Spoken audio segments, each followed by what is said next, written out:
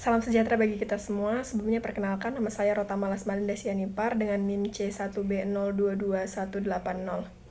Baiklah, di sini saya akan menjelaskan materi tentang manajemen kinerja organisasi dari mata kuliah manajemen kinerja yang diampu oleh Ibu Dr.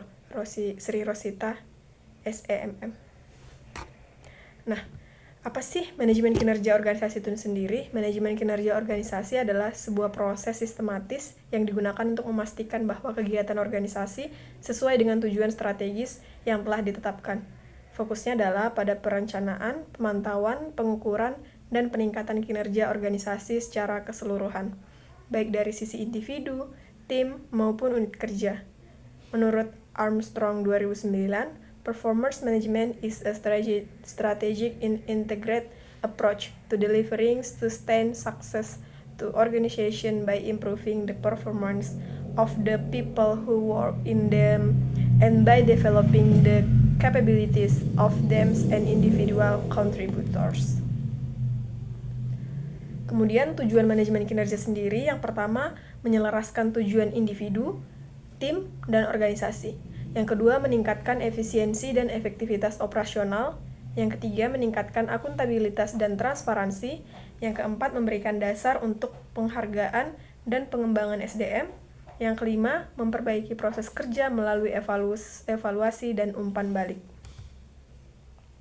Selanjutnya ada komponen manajemen kinerja organisasi.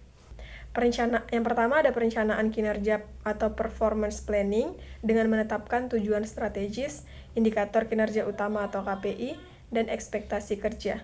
Yang kedua ada pemantauan kinerja atau performance monitoring, mengamati dan mencatat kinerja secara berkala untuk melihat kesesuaian dengan rencana. Yang ketiga ada evaluasi kinerja atau performance appraisal dengan penilaian formal terhadap pencapaian individu, tim, atau unit kerja berdasarkan indikator tertentu. Yang keempat, ada umpan balik dan tindak lanjut dengan memberikan umpan balik yang membangun serta menentukan langkah korektif atau pengembangan. Yang kelima atau yang terakhir ada penghargaan dan pengembangan atau reward and development dengan memberikan insentif dan merancang program pelatihan berdasarkan hasil evaluasi kinerja. Selanjutnya ada alat ukur kinerja yang umum digunakan, yaitu ada Key Performance Indicator atau KPI, ada Balance Scorecard atau BSC dengan mengukur kinerja dari 4 perspektif: keuangan, pelanggan, proses internal, pembelajaran, dan pertumbuhan. Kemudian ada Manajemen by Objective atau MBO, dan yang terakhir ada benchmarking. Kemudian tantangan dalam manajemen kinerja. Yang pertama ada penetapan tujuan yang tidak realistis. Yang kedua, kurangnya komunikasi antara pimpinan dan karyawan. Yang ketiga, evaluasi yang subjektif atau bias. Yang keempat, adanya tindak lanjut setelah evaluasi. Dan yang kelima atau yang terakhir, ketidaksesuaian antara indikator dan realita kerja. Nah, dari materi yang sudah saya jelaskan tadi, saya mengambil sebuah studi kasus manajemen kinerja pada PT Telkom Indonesia. PT Telkom Indonesia Tbk sendiri adalah suatu BUMN terbesar di Indonesia yang bergerak di bidang teknologi, informasi, dan komunikasi, serta jaringan telekomunikasi dengan lebih dari 25.000 karyawan dan cakupan layanan nasional. Telkom sendiri memiliki tantangan dalam menyelaraskan kinerja SDM dengan strategi perusahaan di era digital. Permasalahan kinerja yang dihadapi, meskipun memiliki jaringan yang luas, penurunan produktivitas unit operasional dan turunnya kepuasan pelanggan, khususnya pengguna layanan IndiHome, menjadi perhatian manajemen. Yang pertama, banyaknya unit kerja tidak mencapai target layanan pelanggan, tingkat churn atau pelanggan berhenti layanan meningkat, karyawan lapangan menunjukkan rendahnya keterlibatan kerja atau employee engagement. Kemudian tindakan manajemen kinerja apa sih yang harus dilakukan? Yang pertama ada penerapan sistem Balance Scorecard atau BSC.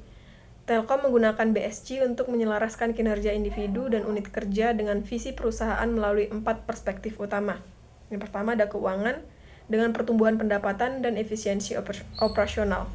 Yang kedua ada pelanggan, kepuasan dan loyalitas pelanggan. Serta yang ketiga ada proses internal, kecepatan respon teknisi dan penyelesaian gangguan. Dan yang keempat ada pembelajaran dan pertumbuhan dengan pelatihan digital dan soft skill sumber daya manusia.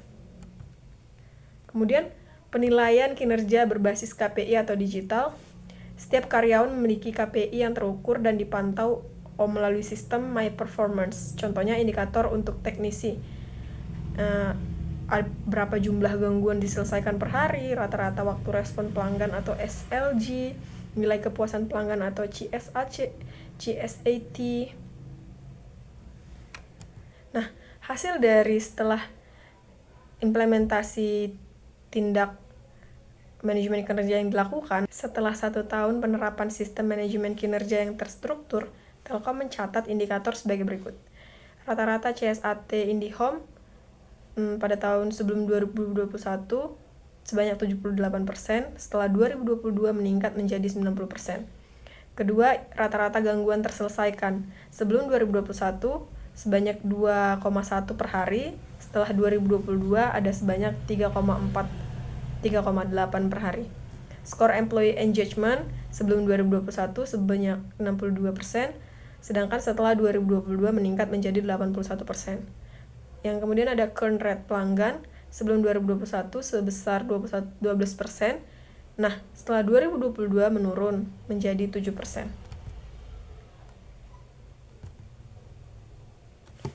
Nah, dari hasil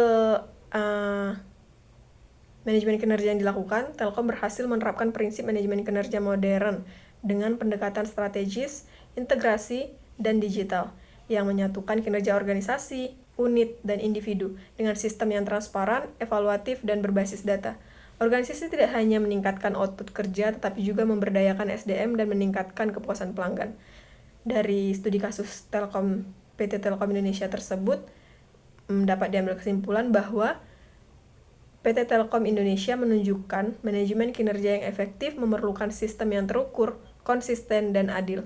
Perusahaan yang mampu menerapkan pendekatan bisnis data dan membangun budaya coaching dapat mencapai kinerja berkelanjutan dan keunggulan kompetitif.